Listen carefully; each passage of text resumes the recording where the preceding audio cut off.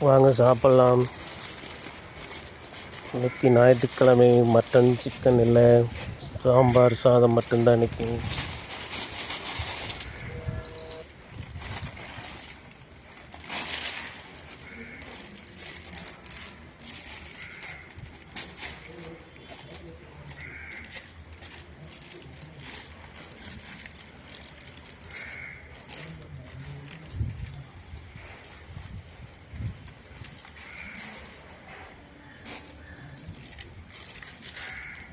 இது பாயாசம்.